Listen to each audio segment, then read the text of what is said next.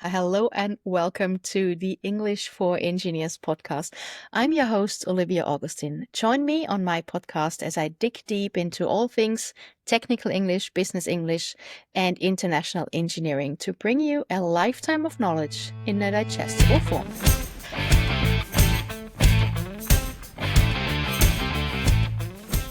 And today I have, as every time, another special guest. Saskia Slotboom is her name. And she's a special guest because we have kind of a parallel career, meaning that we both started out as engineers and we are both in training and coaching now. Saskia works as a coach and trainer with professionals in STEM fields, and she's working with them on soft skills, meaning communication, influencing, public speaking, and personal leadership. And as a former project manager, Saskia knows from experience that we need those additional skills to succeed in our careers. But Saskia, I can talk about you all day long, but I think it's better you introduce yourself to the listeners. Thanks for being here and thanks for being on a podcast. Well, thank you very much for having me. I'm very excited. So I do work with professionals in STEM fields, so that's engineers and other people in technical professions or surroundings. And I do work with them on all different skills that have to do with how do you bring your message across, but also how do you work together with people? How do you communicate? How well do you know yourself? Do you know your Mm, patterns and your triggers and what happens and what's really handy about them and what's maybe not so uh, handy. practical. I don't know, handy is the word, but in Dutch we would say handig Yeah. Was not that good to have them, or those constructive. skills? You know Constructive. when Yeah. some qualities that you have are really helpful in a lot of situations, and in some situations they might be a little bit less. So Yeah. I It I might love be working with detrimental. engineers. Yeah, it might be Yeah. actually not costing you. Yeah, for Yeah. sure. So Exactly. that's what I do as a trainer with groups, as a coach with Mhm. individuals, and sort of hybrid forms in between. Interesting, interesting. So I have, of course, been on your website, Yes. and there on your website it says, um, where do I have it? You're talking about betas. You Yes. say you're training betas. And when I read it, I was like, with my Austrian and English Yes. mixed mind, I was like, that's not nice to say we're working with betas because we all want to be alphas. So, but I know there's a different meaning to it. Can you please explain to us Yes. what you mean with a beta? Yes, so in Dutch it is, or used to be, it might be changing because of the international influence, but it used to be quite common to call people that will be in academical fields that were Mhm. more like language or law related, or to call them alphas, like that would be alpha studies, and then betas would be more the math and the engineering and the physics, and that will be beta studies. So it's quite common to say beta people or alpha people. And I've had Ah, this misunderstanding before because I had met an American coach once, and she was also like, how can you classify people like this? yeah, But I that's what didn't I thought. understand back then that Mhm. she had a totally different translation actually for that Mhm. concept. So I try whenever I work internationally to say people in STEM fields because the Mhm. beta thing doesn't really translate very well. Ah, no, it has a completely different meaning or context in English. Yeah, true. So what what in Dutch is called a beta field, that would be Yes. STEM fields in I English, think so. more I or think less. so, yeah. Okay. Interesting. Okay, yeah, now that makes sense. So now your headline makes way more sense to me. Could you tell us a little bit more about yourself personally, maybe? How did you start out as an engineer? What was your initial thought of becoming an engineer? And what Sure. was your way towards coaching? How did you end up Yeah. here where you are now?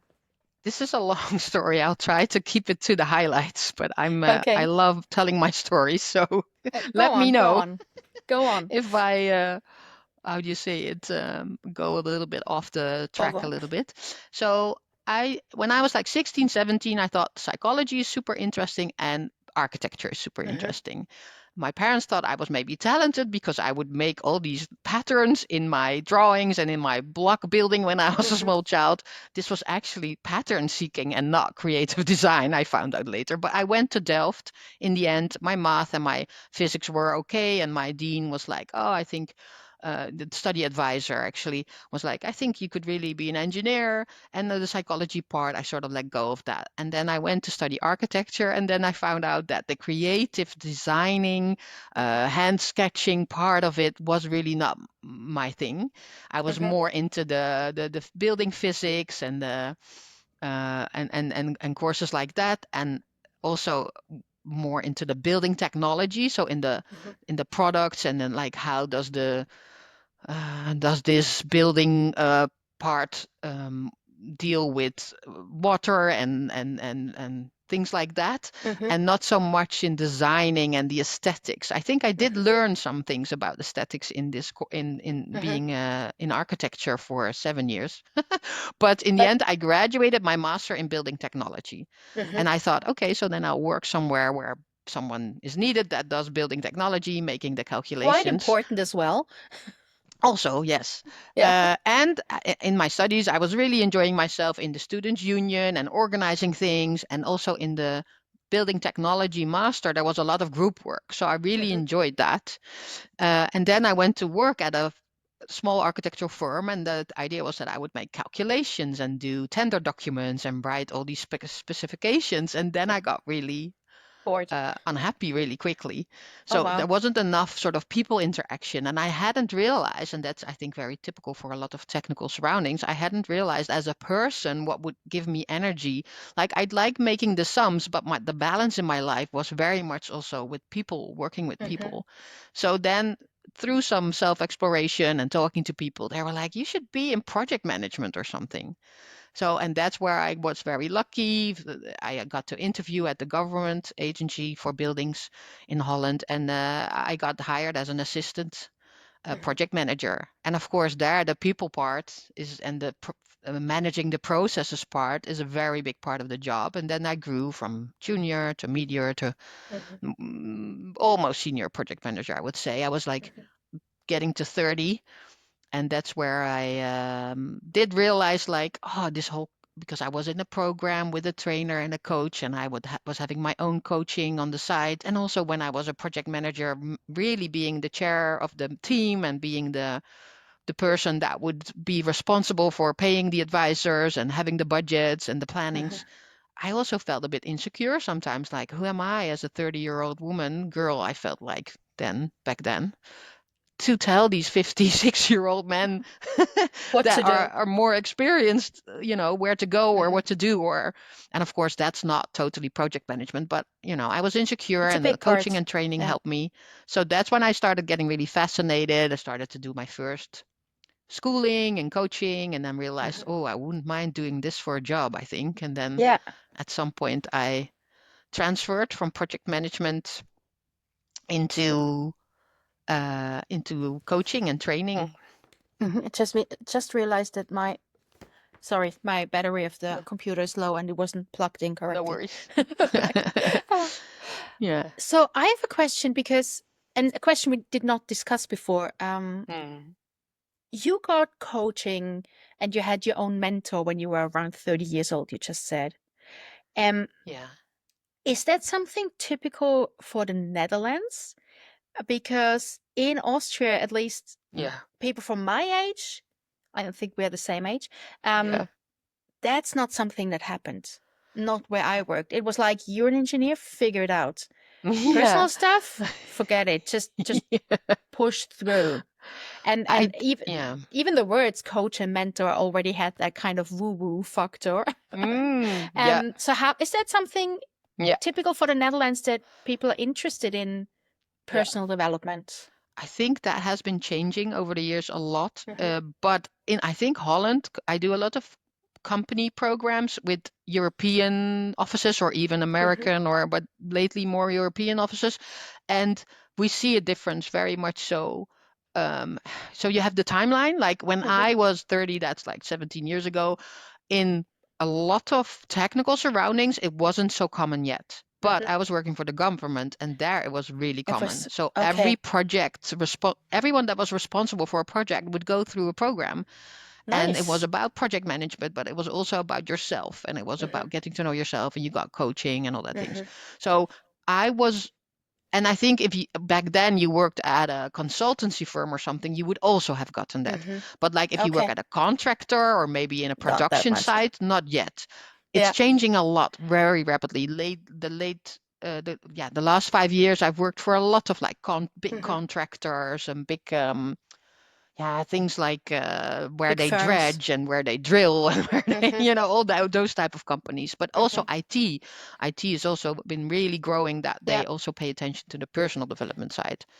And Yeah. It's very important. right now in Holland, that's so much more than I have friends in England, but I also have participants in Hmm. France, Belgium, Germany, and some of them, I don't know, a core quadrant. You have a Hmm. quality, and then you have a pitfall, and then you have something that's a challenge, and then there's an allergy con.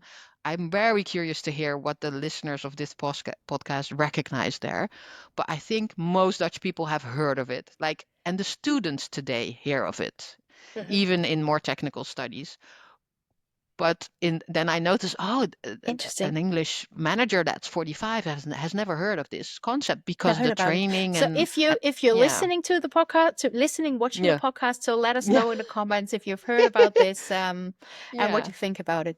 Interesting. So yeah, Hmm. so I So, would love to be a bit more precise as an engineer too, but I see it's growing and there's a mhm. level difference between Holland and I think Holland is very much into training and coaching and feedback It and in is, other yeah. cultures and countries that's not always the same.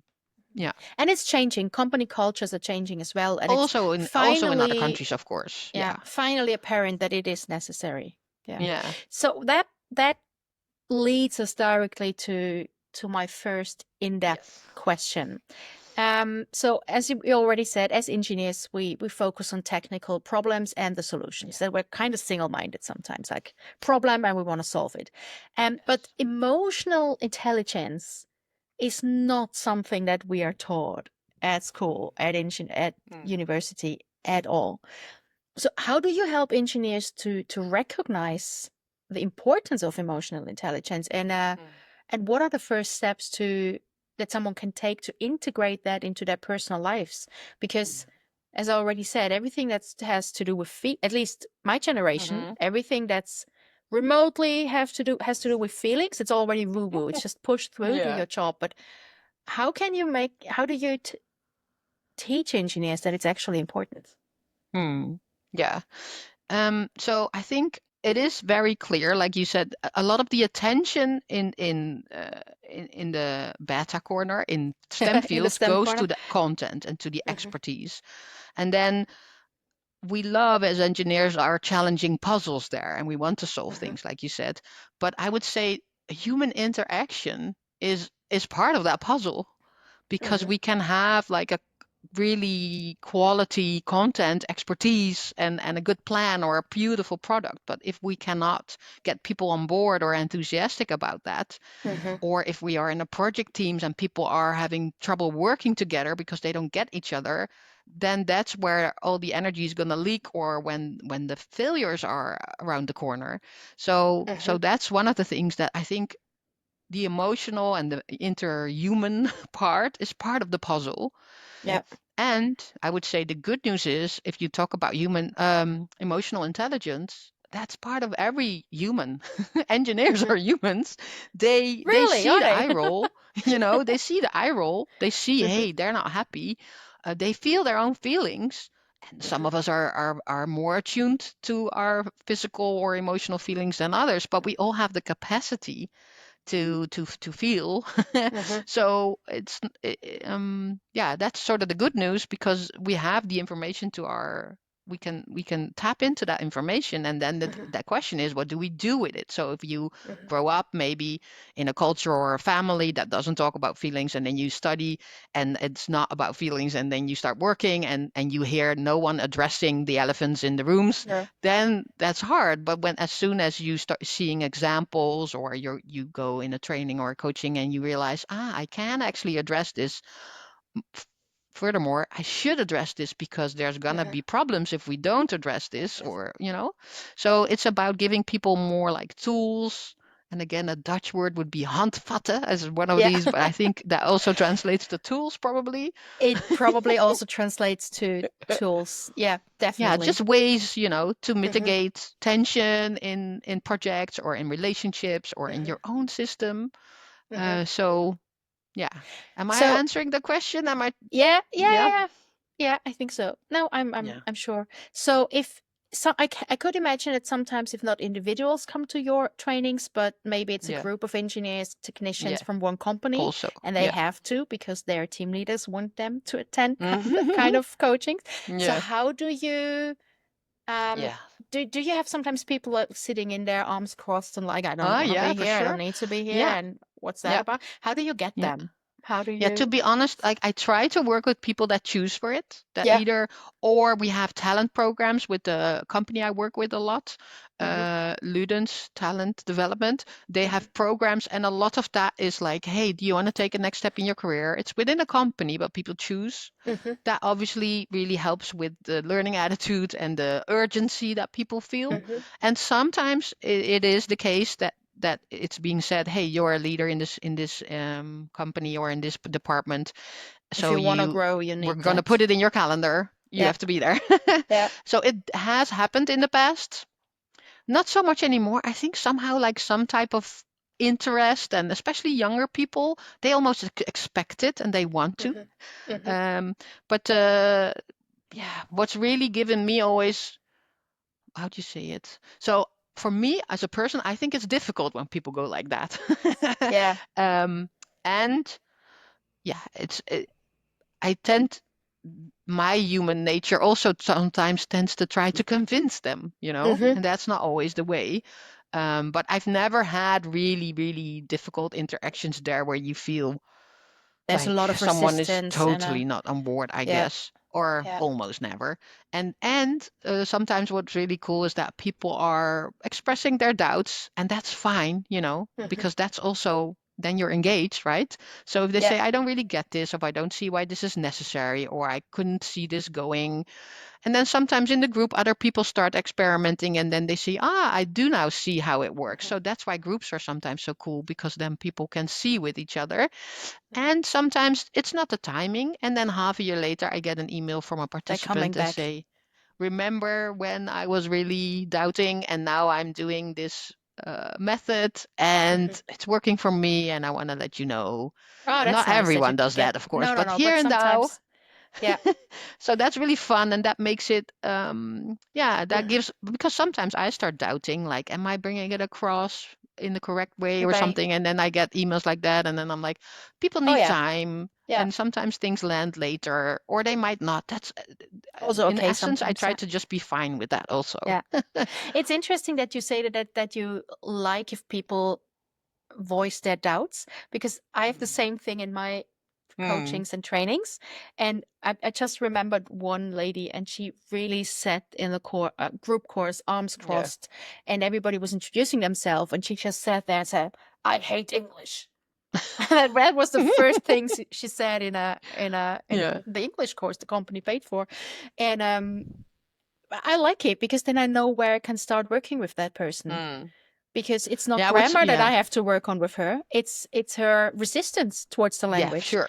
And if I Yeah. can explain grammar to her in the most easiest and simplest way, it doesn't work Yeah. for her. That's not Yeah, yeah, yeah. It's where I not the need channel you to have to tune put my in. tools on. Yeah, Yeah. exactly. That's interesting. So, Yeah, I wouldn't say I totally like it, like my, no, that's a strong but word, but it's I did. This is also sort of reframing. I had to learn that that is interest too. So I had to yeah, really learn to work with that, and also be okay with someone not being as interested, or yeah, yeah, yeah.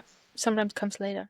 So, Um, we mentioned that being aware of feelings and intuition yes, you said that has helped you in your leadership roles yes, and then with your coaching. And yeah, for engineers, maybe those who are our age and older, the younger mm, generations are they're mm, cooler with those terms. But for us oldies, and we're not used to thinking in those terms. yes. what's a practical way? Yeah. What do you teach them? What's a practical way how they can start to pay more attention to the human element in their projects and teams? Yes. Yes. Well, one thing is that you listener, Yeah. but engineers, people in STEM already notice a lot. And then the question is, what do you do with it, of course? Mhm, So, where you sometimes notice someone giving an eye roll, maybe after go and say, or maybe in the meeting say, what do you think? You know? mhm, So it's following the cues that you already see. mhm, And sometimes that takes a bit of slowing down and mhm, reflecting on things and going like, hey, if I look back on that meeting, what happened? What did I see?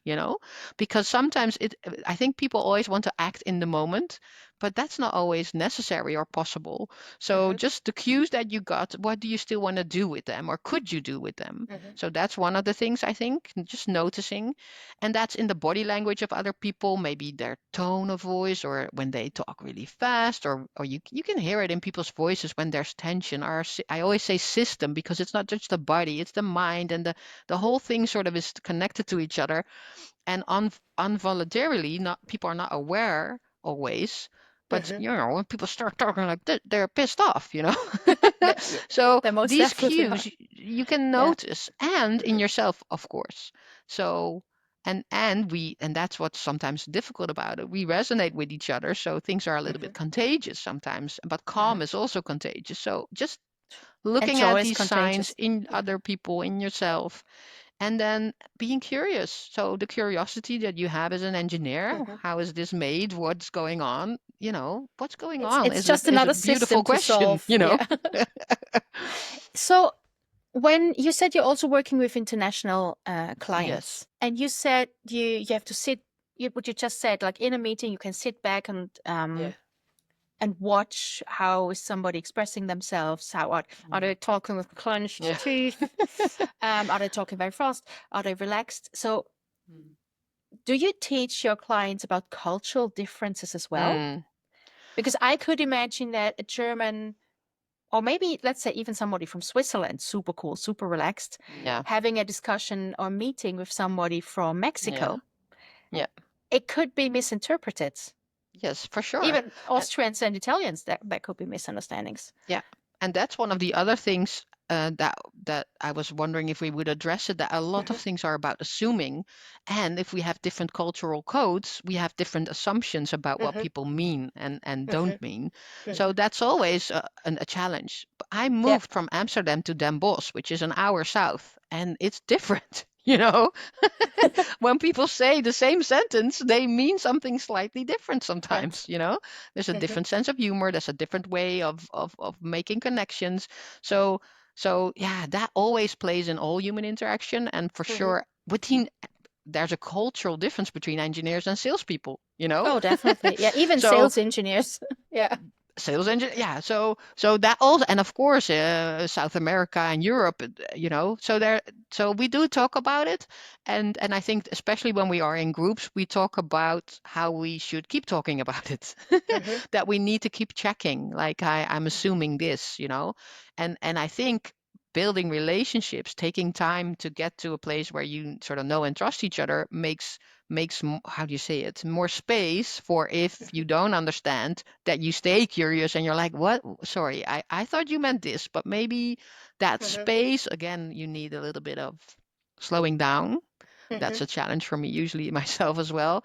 Me Slowing too. down and noticing, like, hey, what am I hearing? What do they maybe mean? And what Hmm.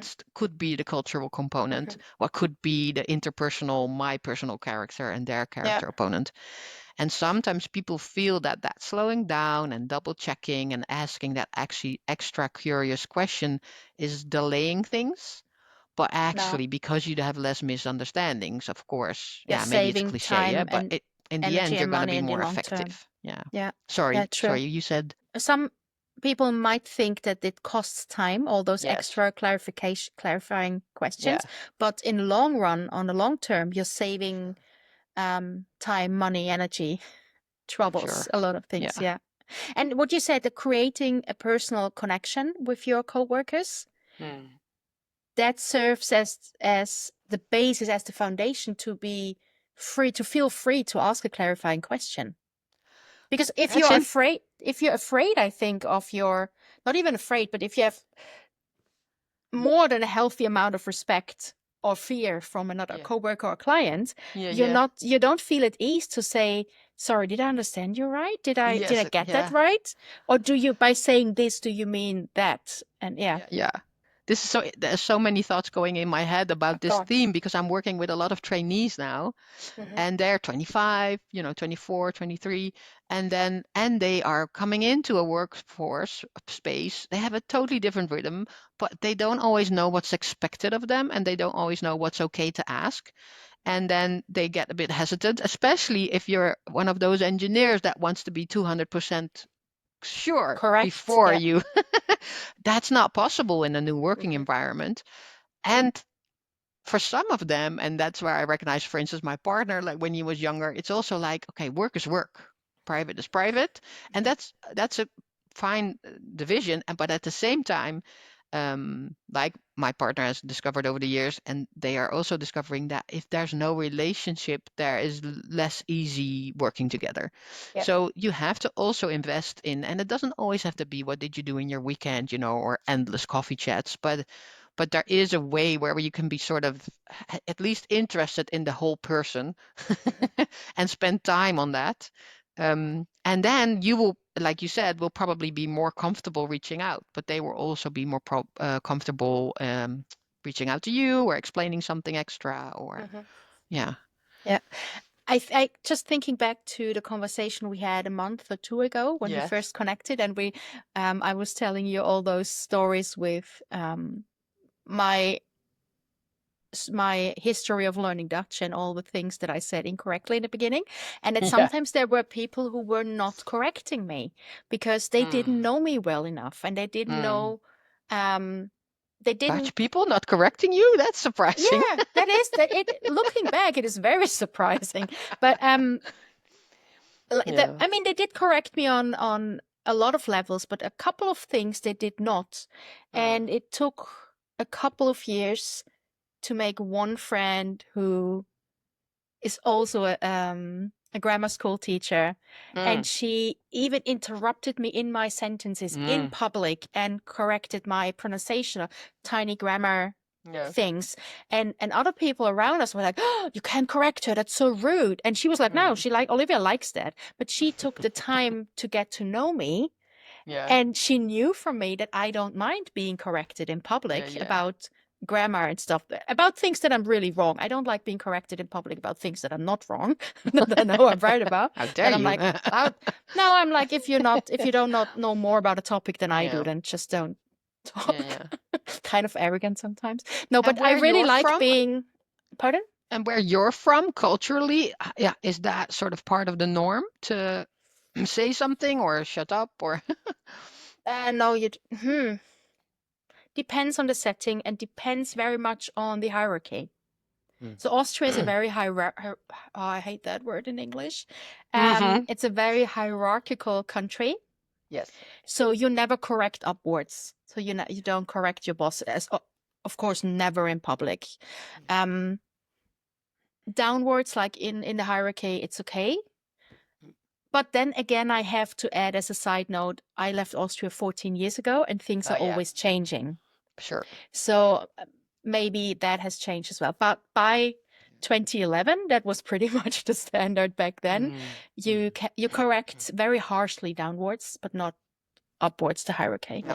And there is a book, I think I mentioned it in every single podcast, the Culture Map by Erin Meyer, Yeah, and yeah, it's yeah. really, yeah, I have it. and it's Yep. and it's really interesting, Yeah. because I forgot that I was already Dutchified. I was integrated into the Dutch culture, that I forgot how harshly German speakers correct. Mm. And I got a feedback from a German client. And I was like, whoosh, that's not only harsh, that is rude to like Mm. to the 10th. It was unbelievable.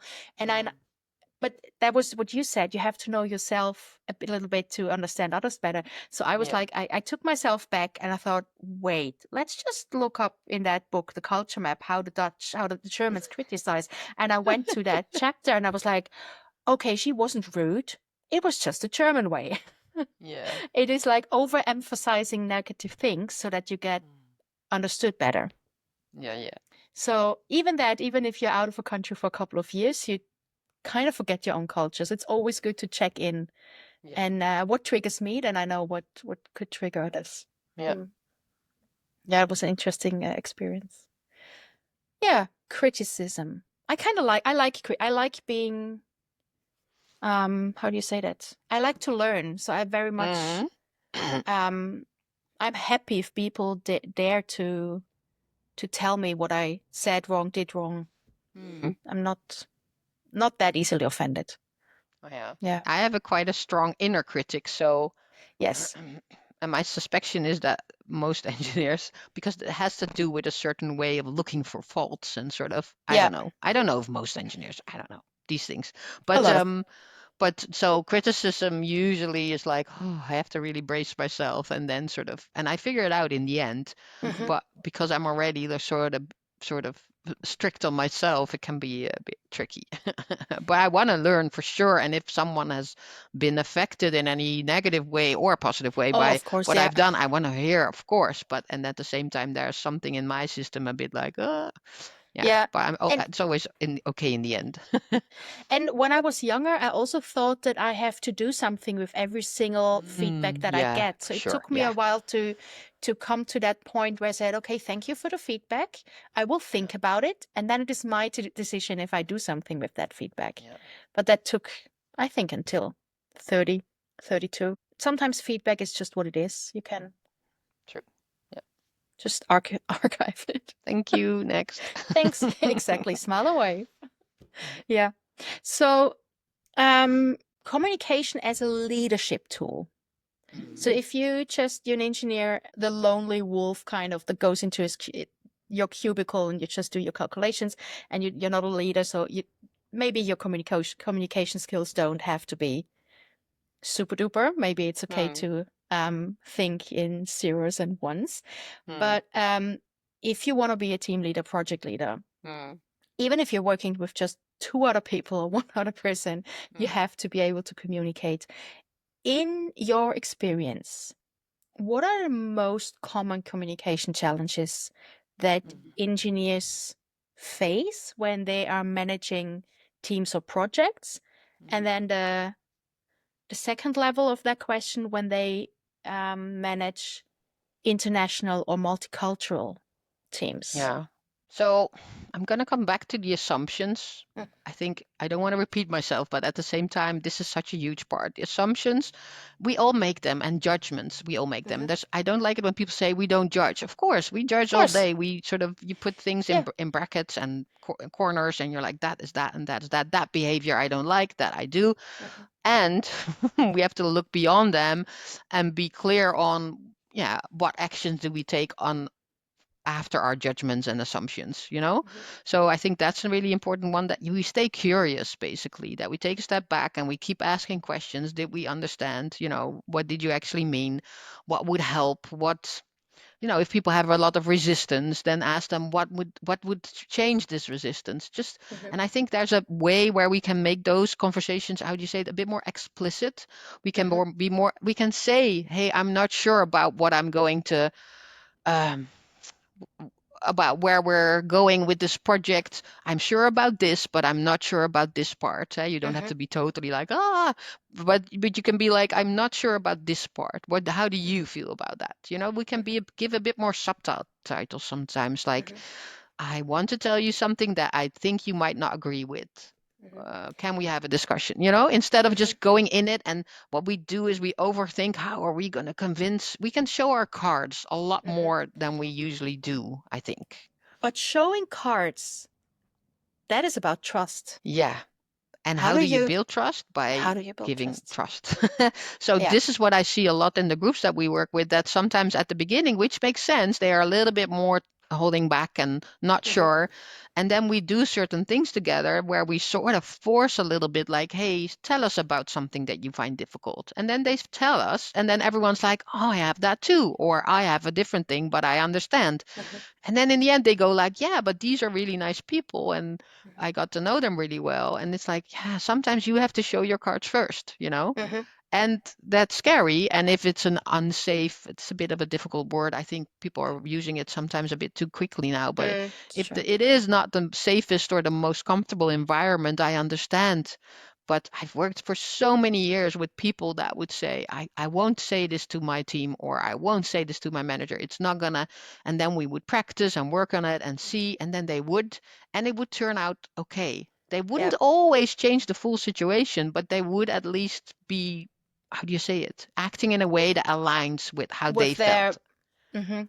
With And that their would make them values. sleep better. And Yeah. sometimes the other person would really get it, and sometimes the other person would not. But I don't know Mhm. if I'm talking too abstract here, but I No, think it's, not for me. Yeah, yeah, and there's actually, examples to mention, but when I mhm. once I get into examples. But Another so that's podcast one of the maybe. things. So the showing your cards here and there, being curious about other people's, you can ask, what is this like for you? I think a lot of smart people are also very used to think for the other person. And Yeah. there's a way where you can get really ahead like that because you take into account things. But sometimes this is your chair, this is theirs. If you Mhm. keep sitting on their chair for them, go That's back to your place yeah and ask them, what is this like for you? for you. Mhm. And instead of thinking, oh, they will probably say this and do that and think that, Mhm. and I'm talking quite general. I think leaders should do this, obviously. But I think any person can benefit from knowing that, from Yeah. noticing that. Mhm. And I have another, but I don't know in time, like I have a model in mind that also popped up, but I don't know No, go ahead. Go time-wise. ahead. Go ahead. We just Another make a thing I longer think, podcast. a very basic model we use a lot is about content, or how do you say that? Communication levels. So Mhm. you can be on the level of the content. Mhm. You can think of a little iceberg with a water line, and then the content is above water. It's the Mhm. part of the iceberg. Icebergs That is you used see. a Mhm. lot as a metaphor. And that's where we tend to talk in a STEM working environment. Content, the Like plan, the facts product, and the thing. context. Yeah. And then there's a level that's different from that. It's the more the procedure, more the process level. It's a little bit on the waterline, you could say, Mhm. because some of it is insight. There's an agenda for the meeting, Mhm. or what points will we discuss, or it's very clear who has which role and everything like that. But sometimes one person thinks we are in a brainstorm meeting and another person thinks we're going to take a decision today or wants it to be decided today. That sort of procedural process miscommunications or Mhm. it's good to figure that out and to be more explicit, like what is actually Mhm. what we're doing here, how much time are we taking, Mhm. who's taking notes, that sort of that. um how much talking time does everyone get, or things like Oh that, yeah. or Just being very, very clear about yeah, things. on the process level, not on the Yeah. content level. So, Yeah. and then underwater, what we don't normally discuss, but what plays a huge role is the relationship and the interaction you have with each other, the history you have with each other, the emotions that come up with on the Mhm. topic. And we don't always, we don't have to turn any business meeting in a therapy session, No, no, no. but you could see it almost also as, if you hear the same content level arguments being repeated and people still don't get each other, you Mhm. could check, hey, are we on the process level, are we aligned?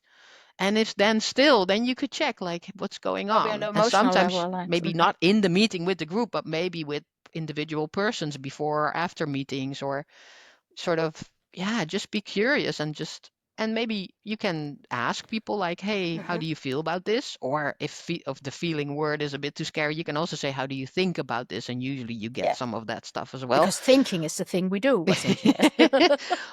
But also revealing, like, hey, I'm noticing we're talking in circles, I'm Yeah. feeling uncomfortable with that.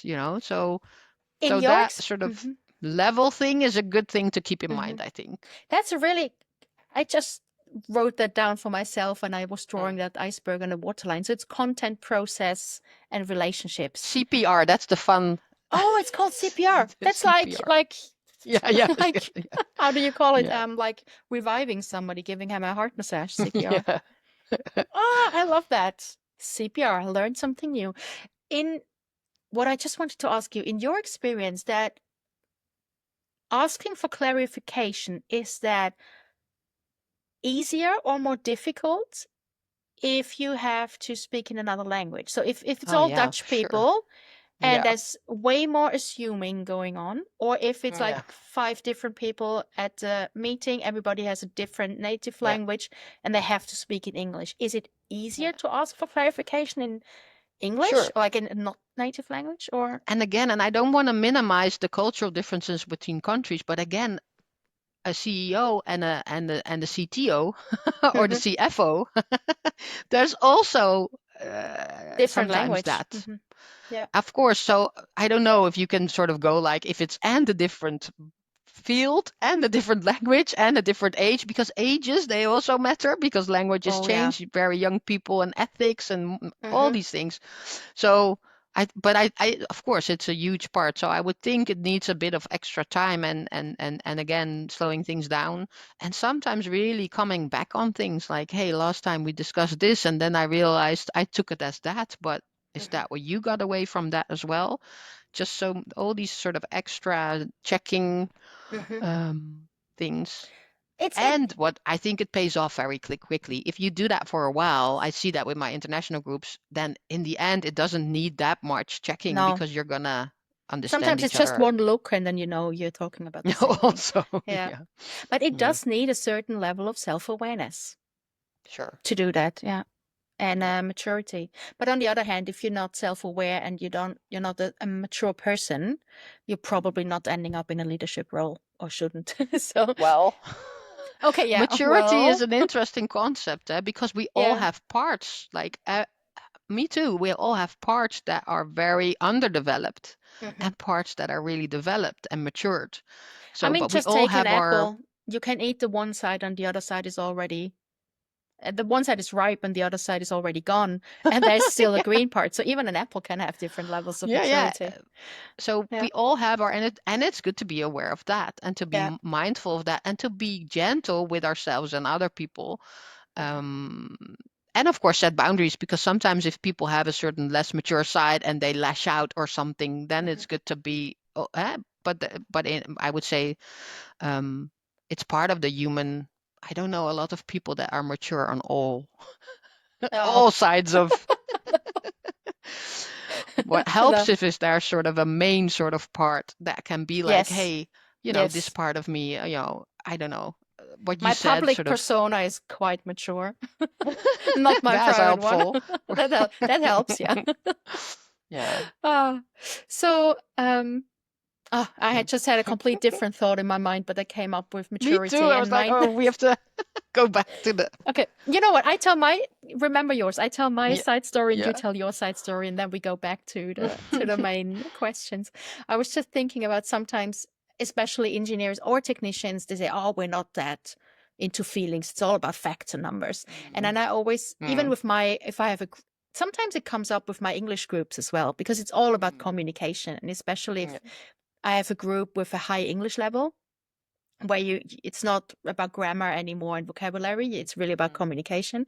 And sometimes, yeah, we're not emotional. And then I say, have you ever been on a site meeting and your foreman was screaming or yeah. the site manager was screaming? Yeah, of course, Yeah. that's engineering. It's like, that's an emotion. That's an emotion. So Yeah. I argue that engineers are, especially in construction, it's a very emotional Mm. um, The work pressure is field. high. The pressure is high. Yes. Yeah. So that's why I always then they all kind of shut up normally, like, oh, yeah, you're right. Yeah. And Yeah. it's so helpful. Like emotions are so helpful in the sense that when I was a project manager, when things didn't sit right with me, I knew I was missing information. Yep. So for me, that would sometimes express like stress and sort of being a bit more easy, crying a little bit more Hmm. easy, but that and we are a bit like, oh, crying, and I didn't cry in meetings, but I could No. notice when for me things got shaky, Yeah. that meant things were off. So that meant Hmm. I had to pay extra attention. What am I missing? What information don't I have? What do I need? Who Hmm. do I need to talk to? And for other people, they might start feeling a bit suspicious. Everyone has their own little mechanics when stress rises. And what I think, and that was where my thought was going, and I don't want to do the whole explanation, but what I've been working with lately, which is so helpful, is somatic experiencing. And this is really Oh, about the yeah. workings of the nervous system. Hmm. So, and we can go to feelings in a woohoo vague way, like what do you want to tell your inner child, which honestly I work with as well, if Yeah. people are open for it. What for that? But it doesn't have to have that language. Mm-mm. But tensions in our bodies arise. We have an activation, deactivation, activation. That's the nervous system. That's Hmm. all animals, all, and Hmm. we are animals. Biologically, that happens. And then if we get too activated, we have Hmm. ways of sort of, how do you say that, unloading that tension, you know? Yeah. And there's ways where we don't totally get down anymore, and then we get into that's when in the end we get in burnout and things like that. But we can surf those waves of tensions, and it's very technical. It's blood pressure, it's muscle Hmm. tension, it's having your stomach feel like it's in a knot. That makes total Yeah. sense. If we are in a stressed program, then our digestion is going to stop. So yeah, I sometimes I get overexcited on this end of things. But what I want Yeah. to say is that we can work very constructively with feeling our physical feelings and actually processing them and letting go of Hmm. them again, and having more resilience Hmm. in our daily life, in our work, in our being. We all know what it feels like to get stressed and sort of get into a sort of tunnel vision and not see solutions anymore. And Hmm. the difference that is, if we are more relaxed and we feel a bit more connected to Hmm. our calm, and we have oversight, and we go between those states, but we can work with those states, and we Hmm. can actually make sure that we are a bit more in the relaxed state. Hmm. Very, yeah, very technically we can work on that, which I Yeah. love as an Hmm. engineer. Yeah. I was Yeah. just thinking about wording, because Mm. whenever the word feel or feeling comes in, a Yeah. lot of technicians like they um take a step back. Mm. But what I hear very often is something's off.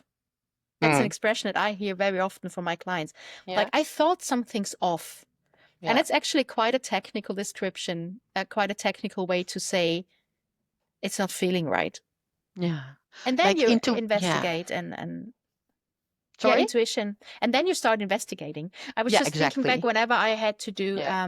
checking big invoices from the construction Mm. firms, but 100,000 and million of euros. And Mm. sometimes I had a feeling that something is off. It's Yes. like a feeling that the numbers are not adding Yeah. up correctly. And then Yeah. you start investigating. And Yeah. then you call that construction firm and say, "Hey, what do you want me to pay? That was not actually in the..." And then they, "Oh Yeah. yeah, yeah, sorry, yeah, oops, mistake." But it always starts with that feeling that something's off. Yes.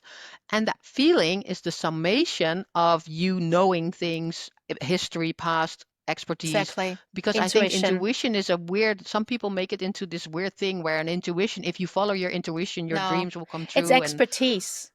That would be a it's, better word. if you Experience. follow sort of your inner, yeah, then Yeah. that, and then sometimes things still don't turn out right, but you No. usually don't lose sleep over it. And this is where, if people say I felt it was wrong and I still did it, and then Hmm. you're bummed, you know. Yeah. And the gut feeling, I think a lot of engineers also know that the gut Yeah. feeling, yeah, it's a very common thing to experience. Yeah. Yeah. Interesting, interesting, interesting. Um, I have another question regarding your personal journey with coaching. Yes. So you're a fellow engineer turned coach, like myself. Different, we have the same kind of clients, but we do different things with them. Yeah. I found that moving away from a technical role into coaching also Mm. required for myself a shift in mindset. Um, Yes. can you maybe share a moment from your own journey where you felt that transition and how Yeah. it shaped the way how you are coaching your engineers today? That second part I'm not sure about yet, but the Let's just first part, let's what start with this comes up first. is, yeah, oh, probably, um, the entrepreneurial side, basically. So I was a project manager working for the government, and I quit at some point, and I took some time, and then I presented myself as a coach and trainer, and I did studies with for that, and I had practice clients, and I had to get into that. So that took a while. But then coming sort of that sales side, yeah, as an engineer, like I still sometimes cringe when I've talked about it in my social media when I write a LinkedIn post like, look, this person has been really helped. They are now more able to cope with their responsibilities, or they feel a lot clearer, or they are more accepted as a leader, or Mhm. whatever is going on. But yeah, there that, and I blame that on the side of me. I think culturally and in engineering surroundings, and maybe it's also a little bit Dutch. It's a A little little bit bit. showing off, and I have to be visible. I have to show myself. Well, this podcast is one of those things. No, part of me thinks, are people gonna agree? Things like that. So I That's felt, their feelings. You can. yeah, sure, sure, sure. I'm all A right with wise them. person told me. Yeah, I don't follow those thoughts as much, but I do Yeah. still come up. Let's say Yeah. it like that. So I think this, and I could see also that I had friends that were not in STEM fields or not technically trained, and they would like and they would share. And then I had best friends that are engineers, and they were like, "Do you want me to like your LinkedIn post?" No, that's That's too ridiculous. much. That's That's ridiculous. fake, you know? Yeah. So this is a very extreme example, Hmm. but that, I think that from sort of having to be visible, show yourself, Hmm. tell about yourself, and sort of, yeah, I think that's like the rational part of me had some trouble with Yeah. that. When is And it bragging? When is it, you know? as an engineer, you have the stuff that you built speaking for you. It's literally somewhere in the landscape.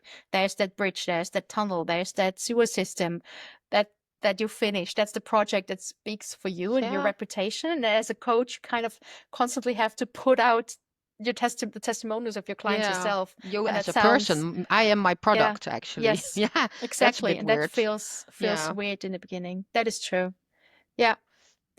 Yeah, for me, another mind shift thing was moving away from perfection, from the idea of perfection.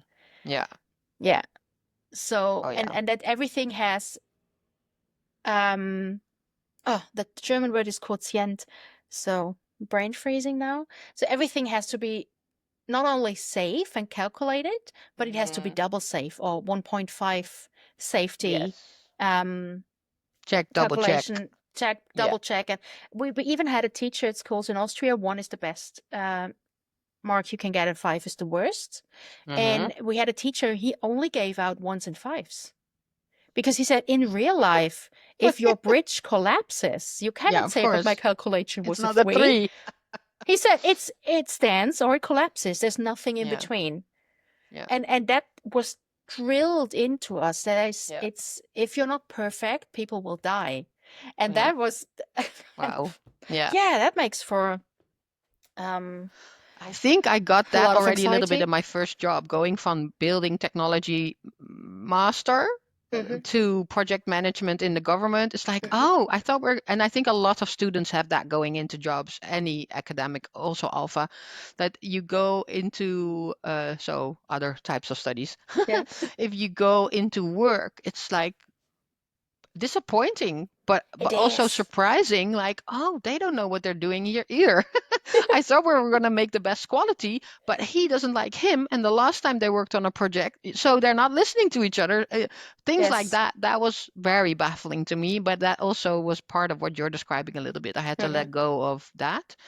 And I just realized the second part of your last question. I was just thinking it did change the way that I work with people, but it was a little bit from the start. But I think some, like if you look at the introvert extrovert spectrum, so Hmm. you could say that in general, no, this is hard. I think there's a lot of extroverted engineers as well. But if you look at sort of visibility, like in Hmm. companies right now, it's also important. Like you can do the work, but are you going to get credits for the work? Are people seeing that you're doing the work? So Hmm. I think it made me understand also a little bit more, because I think I was quite extroverted as an employee. I was really visible. But Hmm. for me, the entrepreneurship took it to a whole different level.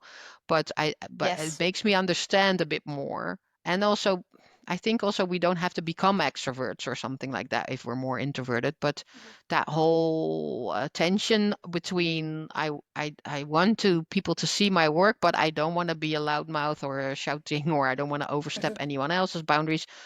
We work with that a lot with people in my mhm. groups and individual. Um, yeah, and that I understand a bit better, and we look for ways where they can do that without having to become something that they don't want to be, That I is guess. so important. Yeah. That is such an important, I love that sentence. We don't have to become somebody we don't want to be. And that's also if I have that with my clients. So they come with Mm. their identity in their mother language. And Yeah. sometimes it feels like they have to change their identity in English, but they don't Yes. have to. No. And even if but that's cultural translation as well. Standard example, I use it so often, is emails. They're so short. And if you're dealing with English or American customers or US Mm. customers, you need those. The Germans and Austrians always call it the slimy sentences at the beginning of emails, Yeah. like, "Hey, how you doing?" So, and then with one of the last courses, oh no, not the one of the, it's already a year ago already. We were talking about writing emails, and a Polish uh, client or engineer who was at the course, he wrote an email answer and he just said, "Hi, John, I can't do that. I don't have time," which just sounds super rude to, um, Yeah. no, for a US customer. And then we were talking and discussing that. And then he Mm. said, "How would a Dutch person write that?" Mm. And I said, "John, comma, I can't." There's like John, comma, no, full stop. They wouldn't even say I don't have the time. It's even shorter and more to the point if they know each other. Some Dutch Some, people, yeah. yeah. Not everyone, but No. sure, yeah. So that Yeah, was an and in Holland interesting. people say, "Oh, the how are you question in America is That's very fake." And yeah, it it's is. different And codes. It's just different. it's a different code. And even if Yeah. you that's exactly the words that I use with my clients, as you don't have to Yeah. become a different person. Yeah. But your "Hi John" translates to "Dear John, how you doing?" It's just a Yeah. different code. Yeah. And you're not a different Exactly. person. Yeah. Therefore, but you don't have to become a completely different person. Yeah. Oh, and I think also if you if the how do you say that? If you feel I should be more visible, but the word visible doesn't attract, we need to find a word that you feel comfortable with and Reframe it. find a Yeah. way to express yourself in a way that feels. And also, with everything that you might be missing out on, comes on the other side is your quality that actually brings you a lot. So, Mm, yeah, we don't have to. That's, I think, also a saying now in Holland that engineers have to be also good leaders, super socially skilled. They have to be able to present and sell things, and you can't have five-legged sheep, is the Dutch no, yeah. saying. So, can we sort of help each other out and not have everything in one person? Yeah. That having been said, I know what you can reach when you focus on attention areas Hmm. and when you focus on soft skills or Yes.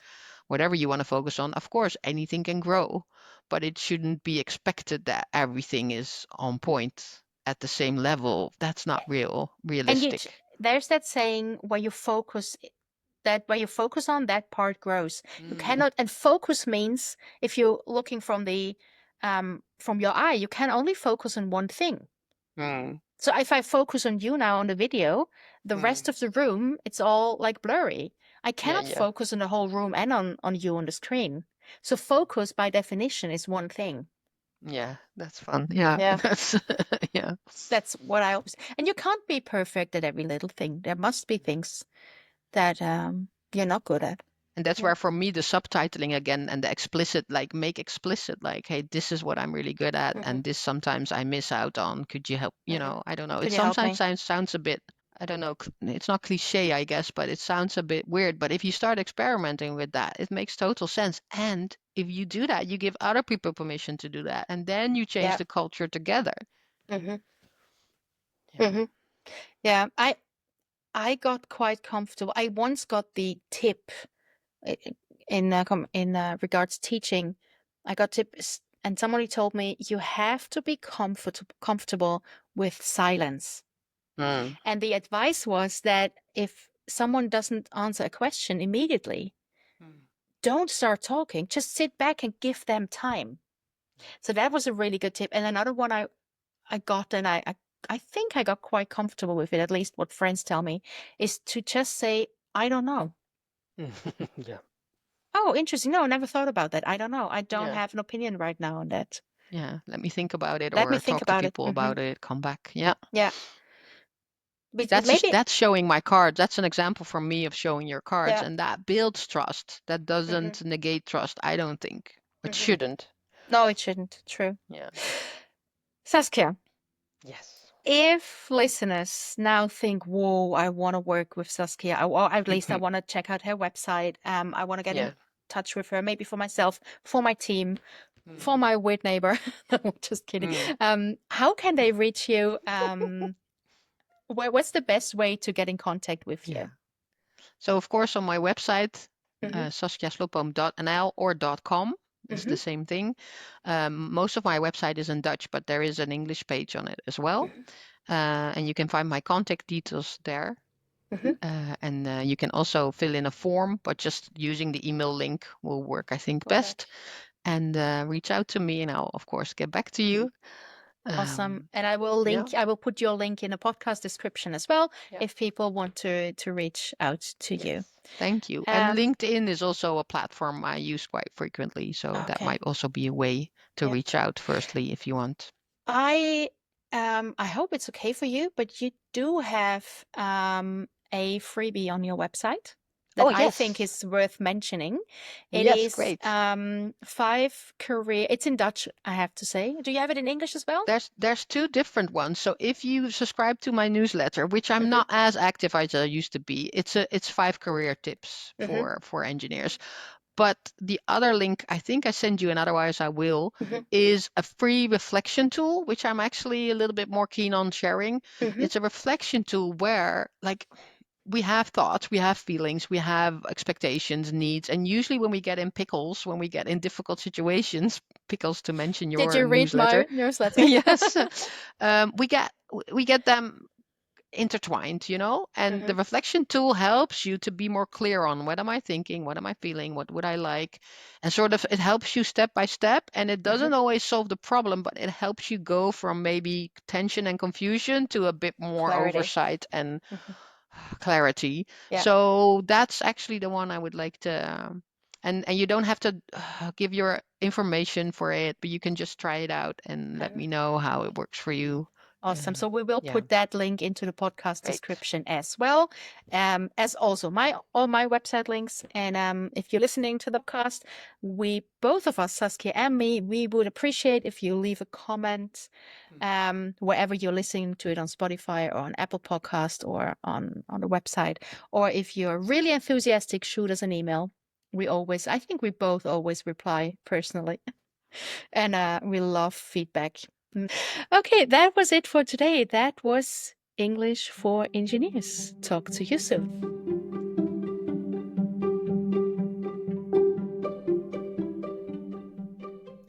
Oh, and before you go, if this episode gave you something to think about, I'd really appreciate if you hit subscribe and leave a quick review. It helps more engineers like you find the podcast and keeps me fueled with coffee and ideas. Want to stay in a loop? Head to my website marcode.org and sign up for the English for Engineers newsletter. I'll drop practical tips, new resources, and the occasional nerdy reference straight into your inbox. Thanks for tuning in. Talk soon.